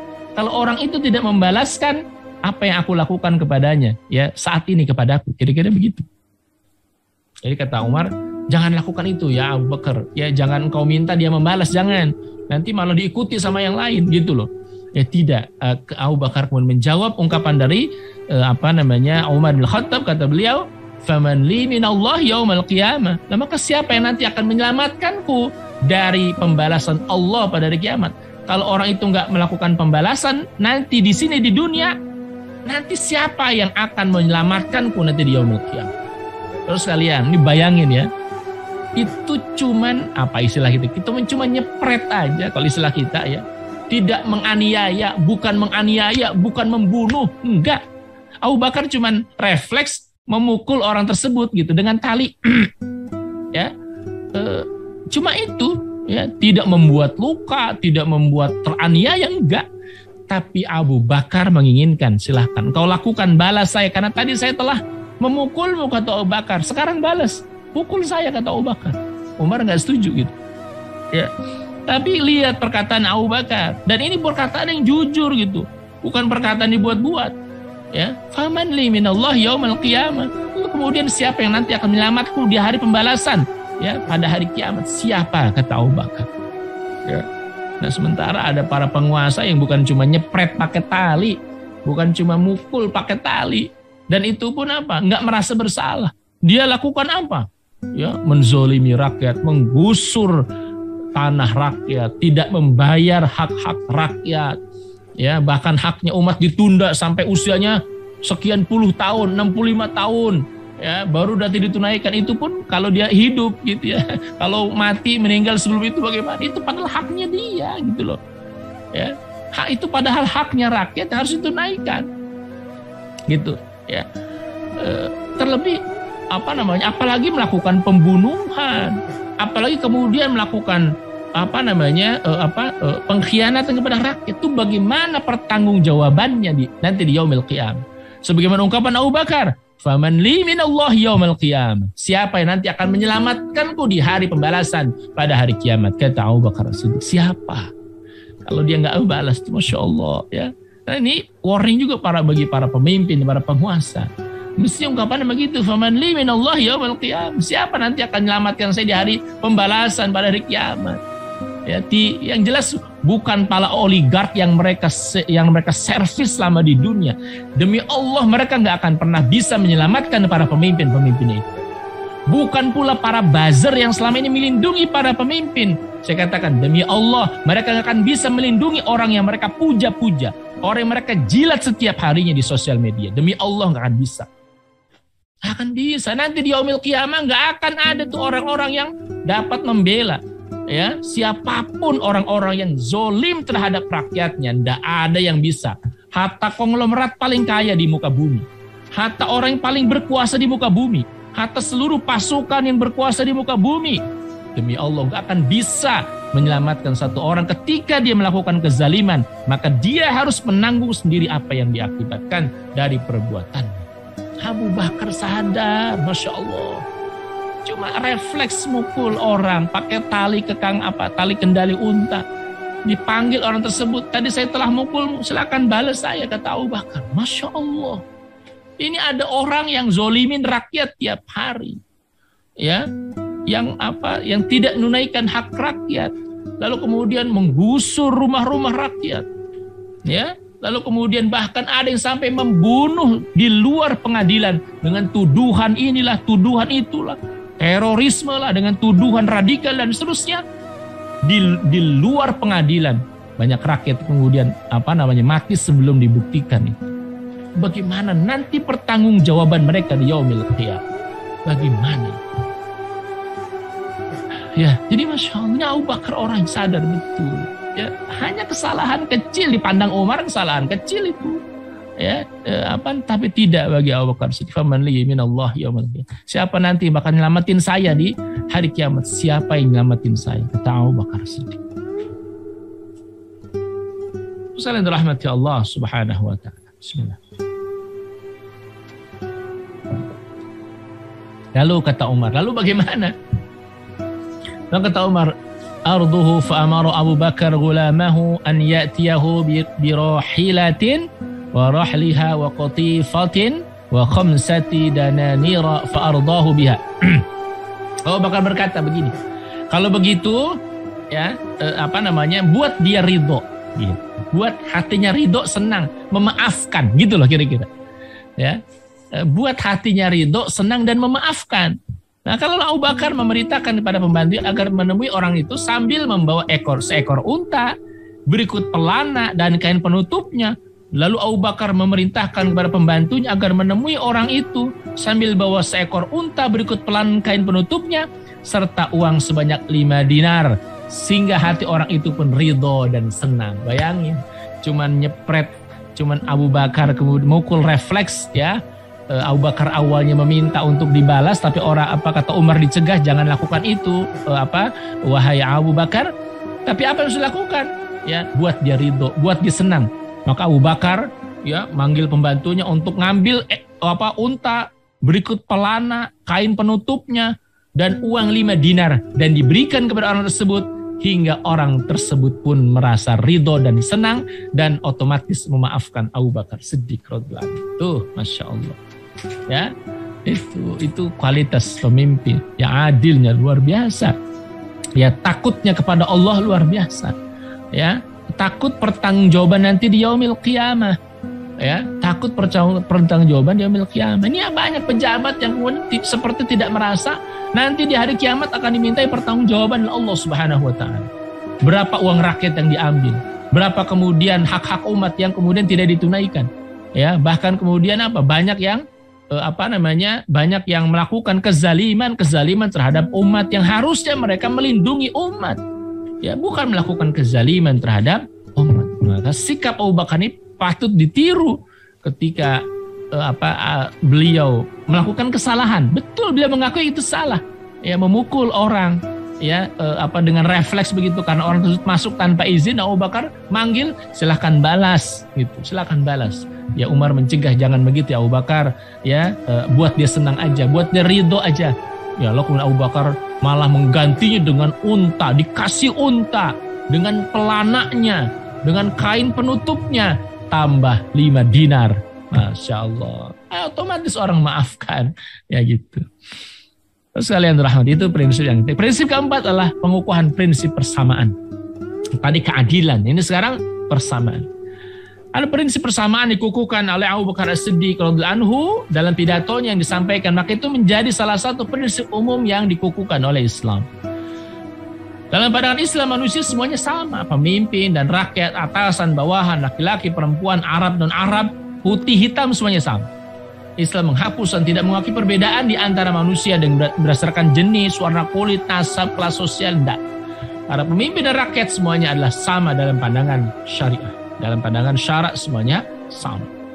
Abu Bakar menggunakan sebagian dari dana Baitul Mal untuk diberikan kepada rakyat secara sama. Nah ini ya, ini prinsip nanti kemudian kita bisa bincang. Ibnu Sa'ad dan yang lain meriwayatkan bahwa Abu Bakar mengelola sebuah Baitul Mal di As-Sun, di tempat tinggal beliau, di salah satu istrinya, yang sudah terkenal tanpa ada yang menjaganya. Ya, dulu Baitul Mal itu bentuknya fisik ya, ada bangunan, di situ ada makanan, ada ternak, apa segala macam gitu ya.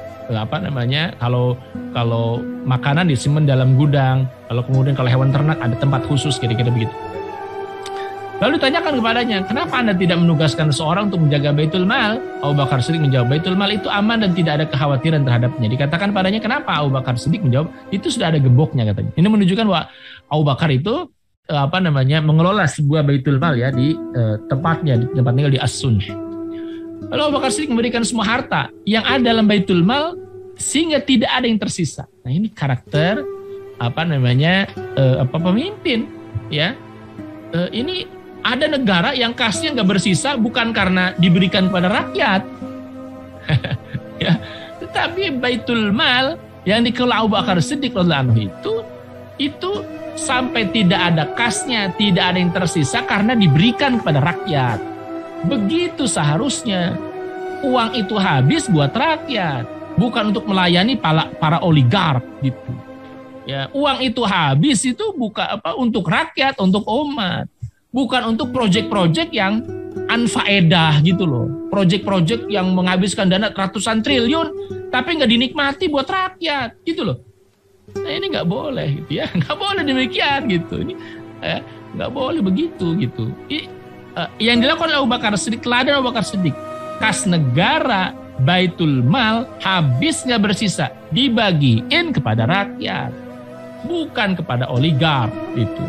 Kemudian ketika Abu Bakar Siddiq pindah ke Madinah, maka ia memindahkan Baitul Mal di perumahan tempat tinggal. Lalu datang kiriman harta dari hasil tambang Juhainah dalam jumlah besar.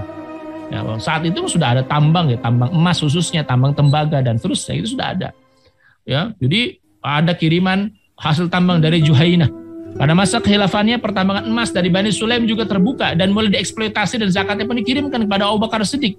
Dan ia meletakkan di Baitul Mal, disimpan tuh di Baitul Mal. Lalu ia bagi-bagikan kepada rakyat secara sama antar orang merdeka, budak, laki-laki, perempuan, kecil, besar. Semuanya dapat dalam jumlah yang sama. Nanti yang dikoreksi bukan dikoreksi ya, ditanyakan oleh umat, ditanyakan nanti oleh Abu Bakar. Oleh Umar. Kenapa ya Abu Bakar engkau ngasih itu sama semua jumlahnya, nggak dibedain gitu. Kan orang itu ada yang masuk Islamnya lebih awal, ada yang punya jasa besar dan seterusnya. Nanti jawaban Abu Bakar ini luar biasa gitu. Jadi bagi-bagikan itu kepada umat, kepada masyarakat secara sama rata gitu. Nggak memandang dia orang merdeka atau budak, jatahnya sama. Laki-laki perempuan jatahnya sama. Kecil besar jatahnya sama. Semua dapat jatah yang sama. Ya Allah. Rahmati Allah. Lalu Aisyah berkata, pada tahun pertama Abu Bakar membagi-bagikannya, setiap kepala mendapatkan 10 bagian. Maksudnya kalau misalnya itu 10 dinar, berikan 10 ya.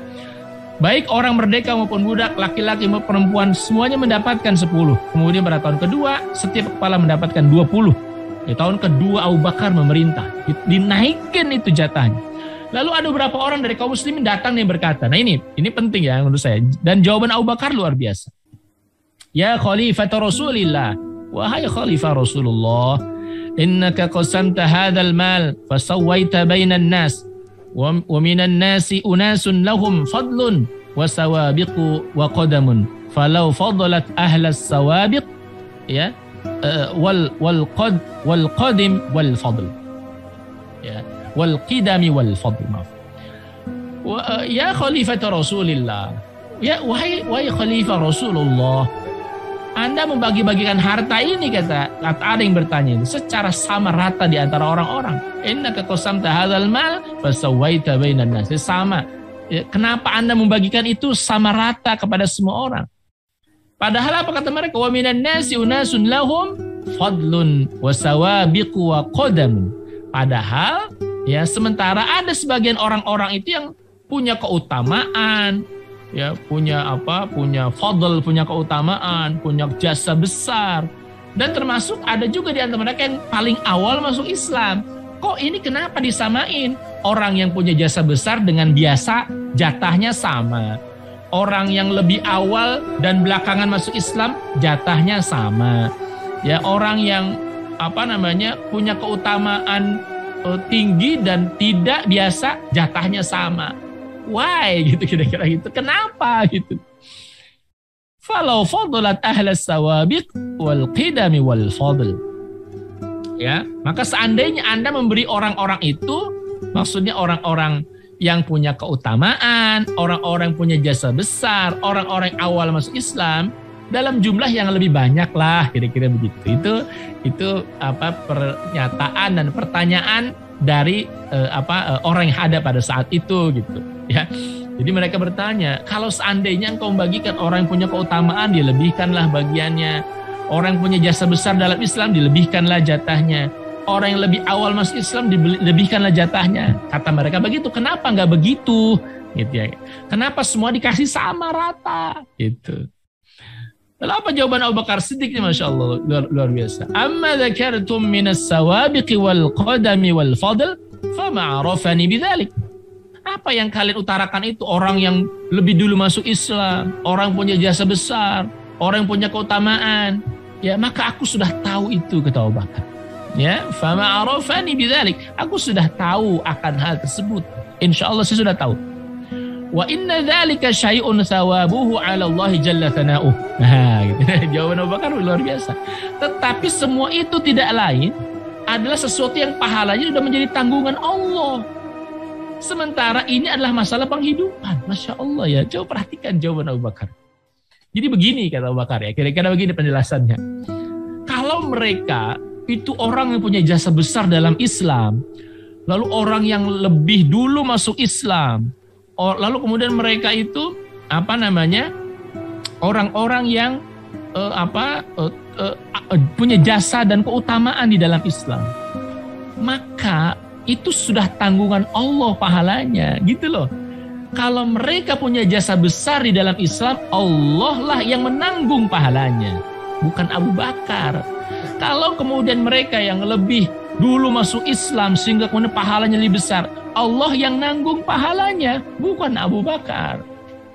Kalau kemudian antara mereka ada orang yang memiliki keutamaan, maka Allah yang memberikan pahala bagi mereka karena keutamaan yang mereka miliki, bukan Abu Bakar. Gitu. Ya, Allah yang ngasih pahala. Masya Allah. Wa inna dzalika syai'un thawabuhu 'ala Allah jalla thana'uh. Ya. Jadi Allah yang ngasih pahalanya. Nah, sementara wa hadza ma'asyun. Sementara ini masalah penghidupan yang jadi tanggung jawab Abu Bakar. Ya bukan rezeki ya, maksudnya masalah tanggung jawab seorang pemimpin lah, kira-kira begitu. Ya, fal uswatu fihi khairun minal asrah. Maka dalam hal ini memperlakukan sama lebih baik daripada membeda-bedakan dan memberikan preferensi kepada sebagian. Preferensi maksudnya memberikan keutamaan kepada yang lain. Jadi Abu Bakar dalam konteks ini mengambil prinsip membagi-bagikan harta itu milik yang ada dalam Baitul Mal secara sama, secara rata kepada umat, kepada masyarakat, begitu ya, tanpa membedakan. Dia kan lebih awal masuk Islam, dia kan lebih utama kedudukannya, dia kan punya jasa lebih banyak, dia kan ikut perang lebih banyak, kira-kira begitu. Nah, Abu Bakar punya kebijakan memberikannya secara sama. Kalau ditanya begitu, kenapa ya Abu Bakar? Padahal kan masing-masing orang itu beda-beda, ya jasanya beda, ininya beda. Abu Bakar menjelaskan bahwa apa yang mereka lakukan, keutamaan mereka, jasa besar mereka, ya terhadap Islam, Allah yang membalasnya. Tanggung jawab Allah itu. Tanggung jawab saya bagaimana saya ya memberikan hak itu kepada umat. Gitu. Masya Allah ya. Rahmati Allah. Distribusi dan pembagian oleh negara kepada rakyat pada masa khilafah Abu Bakar dilakukan secara sama rata di antara semua orang.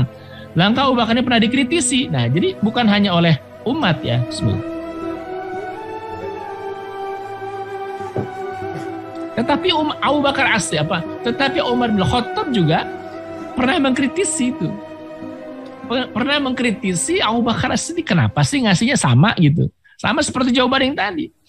At-tasawwi baina man hajara al-hijrataini wa shalla ila al-qiblataini wa baina man aslama 'am al-fath. Ini kata Abu Bakar. Kata Umar. Umar nanya ya kepada Abu Bakar.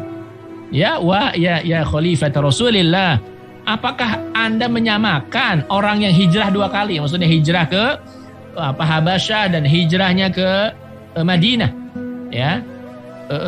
Wa shalla ila al-qiblataini, dan orang yang salat ya menghadap dua kiblat. Ini orang-orang yang awal masuk Islam, berarti orang yang pernah sholatnya menghadap ke Baitul Maqdis dengan orang-orang yang sholatnya menghadap ke Masjidil Haram. Itu artinya orang-orang yang pertama kali masuk Islam. Wa baina man aslama 'amal fath.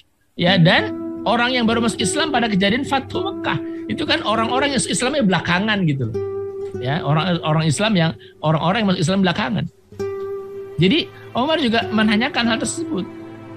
Ya khalifah Rasulullah, apakah Anda hendak menyamakan orang yang hijrahnya dua kali ke Habasyah dan ke ke Madinah? Nah, itu kan orang yang pertama kali masuk Islam tuh. dan orang yang sholatnya menghadap 2 kiblat, pernah ke Masjidil Aqsa, ya, lalu kemudian sekarang ke Masjidil Haram, ya, itu kan artinya orang yang pertama kali masuk Islam juga, ya. Dan dengan orang yang masuk Islam pada kejadian Fatu Mekah, ya, dengan orang yang Islamnya belakangan, maksudnya pada saat Fatu Mekah gitu loh. Kenapa disamain? Kenapa begitu? Umar minta penjelasan. Lalu Abu Bakar Siddiq menjelaskan, ya, dengan kalimat hampir sama tapi luar biasa berbeda. Innama amilu lillah wa innama ujuruhum 'ala Allah wa innama dunya balagun lirrakib. Apa kata Allah? Innama amilu lillah. Mereka itu beramal karena Allah. Wa innama ujuruhum 'ala Allah, dan ganjaran Allah, dan ganjaran mereka menjadi tanggung jawab Allah, menjadi tanggungan Allah. Wa innama dunya balagun lirrakib, tetapi dunia inilah bekal untuk mencoba kebutuhan hidup. Aku memberikan itu kepada mereka supaya mereka punya bekal buat hidup, kata Abu Bakar As-Siddiq.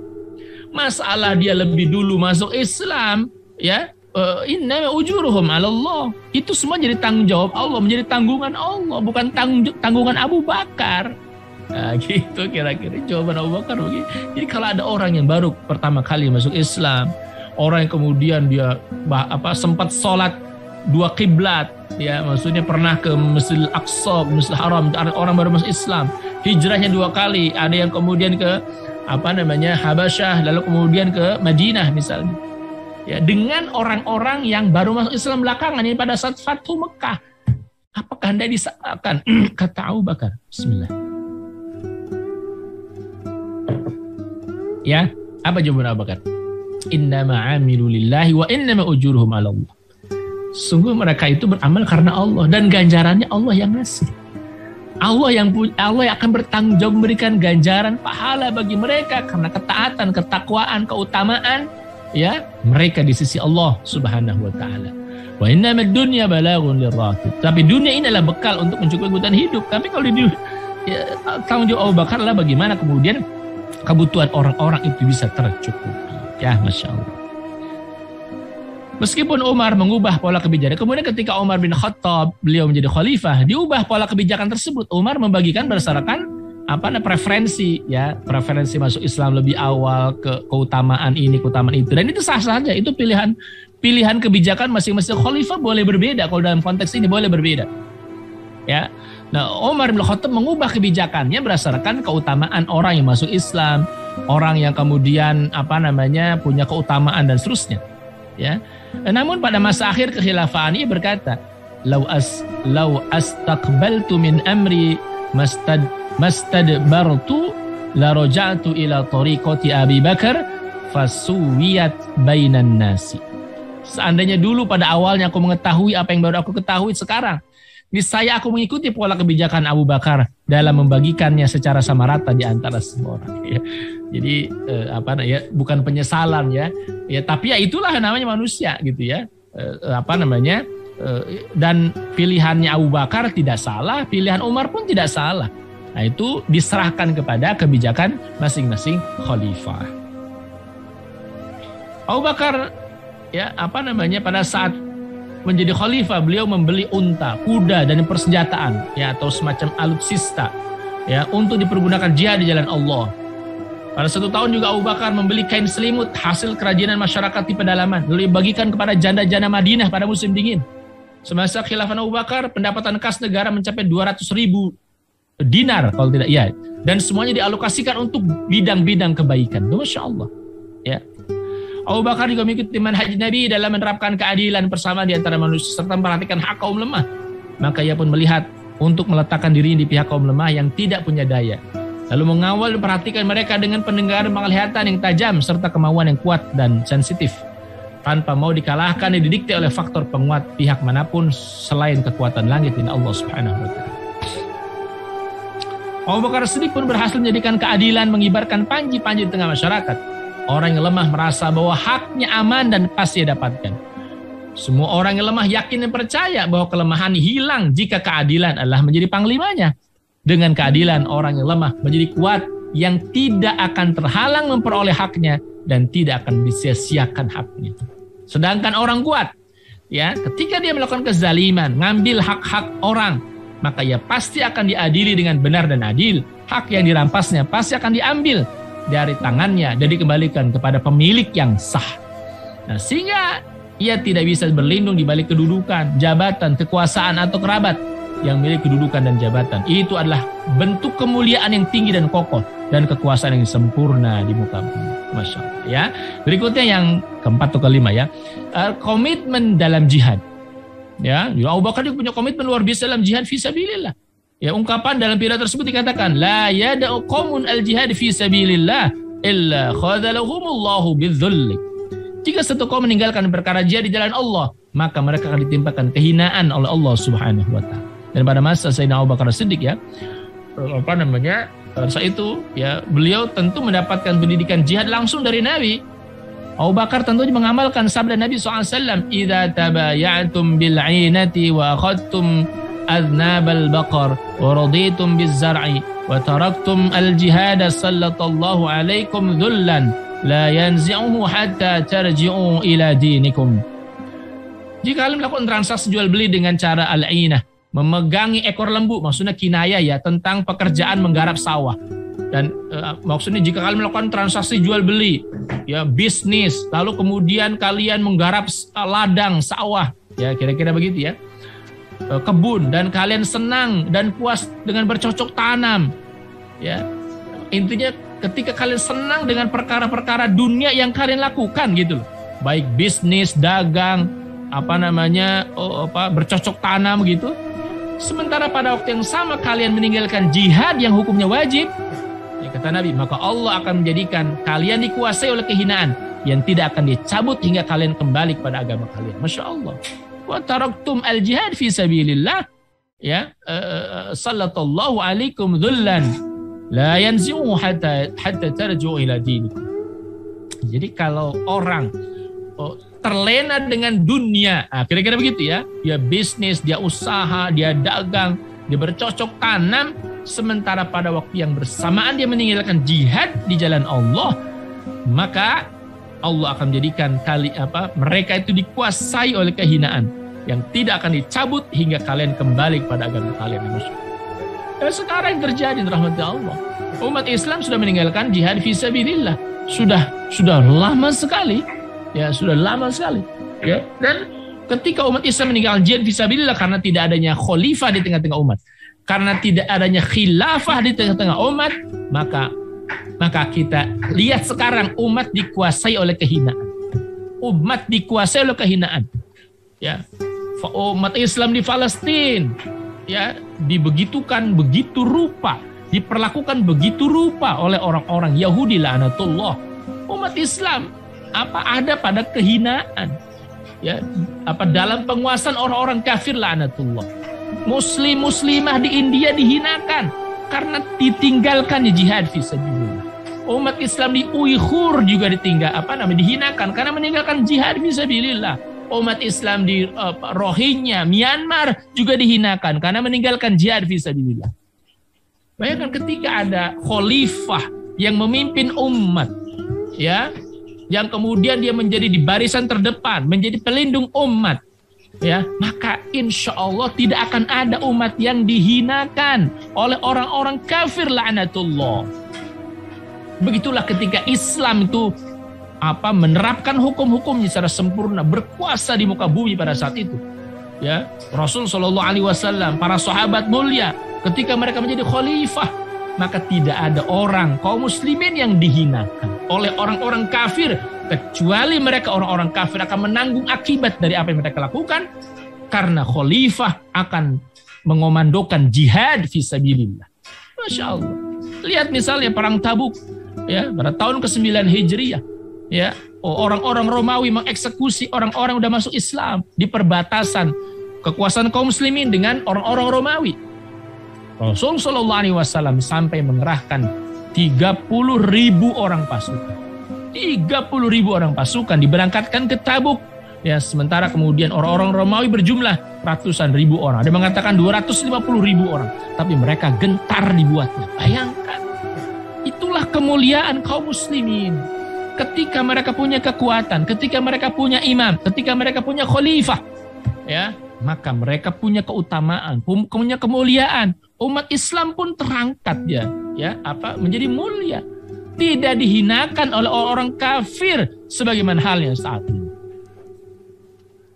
Ya, sehingga tidak dibiarkan orang-orang dihinakan orang kafir. Lihatlah ketika Rasul Shallallahu Alaihi Wasallam mengusir orang-orang Yahudi Bani Qainuqa. Hanya karena apa? Hanya karena melecehkan seorang perempuan di pasarnya mereka. Lalu kemudian mereka membunuh seorang laki-laki yang membela. Sampai Rasulullah SAW mengepung perkampungan Yahudi Bani Qainuqa, memberikan ultimatum kepada mereka. Dan akhirnya Rasulullah SAW mengusir orang-orang Yahudi la'natullah minal Madinah, dari Madinah. Itu ketika umat Islam punya kemuliaan, punya pemimpin, dan tidak meninggalkan jihad fisabilillah. Ya, Masya Allah. Terus kalian dirahmati Allah. Ini dibuktikan oleh Abu Bakar As-Siddiq tahun ke-11. Ya, pasca 3 hari bahkan. Ya, setelah wafatnya Nabi SAW, ya, Abu Bakar memutuskan untuk meneruskan ekspedisi jihad menuju Syam. Ya, ini jihad melawan Romawi yang dipimpin oleh Usama ibn Zaid. Ini saat itu Rasulullah lah yang kemudian punya inisiatif mengirimkan pasukan itu, mengangkat Usama ibn Zaid jadi pemimpin pasukan. Ya, tapi Rasulullah SAW keburu wafat. Mereka tidak berangkat menunggu keputusan berikutnya. Ya, apa yang dilakukan Abu Bakar As-Siddiq? Berangkat, maju, ya, jihad karena hendak meneruskan amanahnya dari Nabi Shallallahu Alaihi Wasallam. Padahal itu baru 3 hari setelah wafatnya Nabi Shallallahu Alaihi Wasallam. Jadi Abu Bakar hendak ingin meneruskan keputusan dan kebiasaan baik Rasulullah SAW. Tahun ke-12 Hijriah, Abu Bakar mengirim pasukan jihad di bawah Panglima Khalid bin Walid untuk membebaskan wilayah Hirrah, sekarang Irak. Ya, dan berhasil. Pada tahun 13 Hijriah, Abu Bakar mengirimkan pasukan jihad ke wilayah Syam. Ya, sampai kemudian memberangkatkan pasukan yang melalui 2 arah, yakni menuju Palestina langsung di bawah Amr ibn As, ya, dan lainnya dipimpin oleh Abu Ubaidah bin Al-Jarrah, Yazid ibn Abi Sufyan, dan di backup oleh Surahbil ibn Hasan. Ya. Waktu itu pasukan kaum muslimin hanya 18.000 orang, sementara Romawi 240.000 orang. Dan Abu Bakar memerintahkan Khalid ibn Walid untuk melakukan bantuan, ya, menuju wilayah Syam, ya, sehingga pecah perang Yarmuk, ya, umat Islam melawan Romawi pada saat itu, ya, dan kemudian saat yang bersamaan Abu Bakar wafat digantikan oleh Umar, ya, kemudian Khalid bin Walid bukan dipecat, ya, diberhentikan menjadi seorang panglima pasukan oleh Umar bin Khattab radhiyallahu anhu. Nah, itu jadi Abu Bakar walaupun kepemimpinan sangat singkat, hanya 2,5 tahun kira-kira begitu, kurang dari 3 tahun, tetapi Abu Bakar As-Siddiq punya komitmen besar terhadap jihad fisabilillah. Jihad fisabilillah. Yang berikutnya, yang kelima, memberantas perbuatan keji. Ya, ini dari pidatonya Abu Bakar, wala tasyi'ul fahisha fi qaumin illa ammahumullahu bil bala. Jika kemaksiatan telah meluas di tengah kaum, Allah akan menimpakan bala kepada mereka secara menyeluruh. Dalam hal ini Abu Bakar mengingatkan umat kepada sabda Rasulullah SAW, lam tazhar al-fahishatu fi qaumin qattu hatta yu'linu biha illa fasha fihim at-ta'un wal awja' allati lam takun qad madat fi aslafihim alladhina madaw. Al-hadis. Tidaklah tampak perbuatan keji di satu kaum sehingga dilakukan secara terang-terangan kecuali akan tersebar di tengah-tengah mereka ta'un dan wabah atau penyakit yang tidak pernah menjangkiti generasi sebelumnya. Jadi Masya Allah, jadi berbagai macam ta'un, penyakit, ya, bisa jadi sebab karena apa? Karena perbuatan zina, perbuatan fahisyah yang terjadi di satu kaum yang dilakukan secara terang-terang. Ya, sudah tidak lagi malu orang-orang melakukan kemaksiatan, maka akan ditembakkan kepada mereka ta'un dan berbagai macam penyakit yang tidak pernah ditemukan pada masa-masa generasi sebelumnya. Dan itu yang ditegaskan oleh Sayyidina Abu Bakar As-Siddiq, jangan sampai di antara kalian melakukan kemaksiatan, apalagi kemaksiatan itu dilakukan secara terang-terangan. Kenapa? Karena pasti Allah akan menimpakan bala kepada kalian. Nah, ini juga introspeksi buat kita, ya. Berbagai macam bala, bencana, wabah, penyakit, ta'un menimpa umat Islam, bahkan menimpa orang seluruh dunia. Bisa jadi karena apa? Karena berbagai macam perbuatan keji, maksiat yang dilakukan, bahkan dilakukan secara terang-terangan. Abu Bakar benar-benar serius dalam menjaga norma, nilai dan moral umat. Dalam kebijakan politiknya Abu Bakar sangat serius mempertahankan kesucian dan kebersihan umat.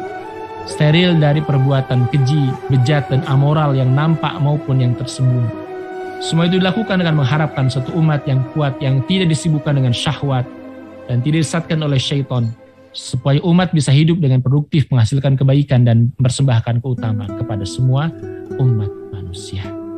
Baik ya, kiranya itu yang bisa Al-Fakir sampaikan. Ya, mudah-mudahan ada manfaatnya. Ini hal yang juga penting buat kita untuk pahami bagaimana dulu sikap negarawan seperti Abu Bakar As-Siddiq, ya, menyampaikan statementnya dan relevan apa yang dia sampaikan dengan fakta yang kemudian dia lakukan, ya, tidak kemudian berbeda antara yang diucapkan dengan perbuatan, gitu ya. Wallahu a'lam bishawab.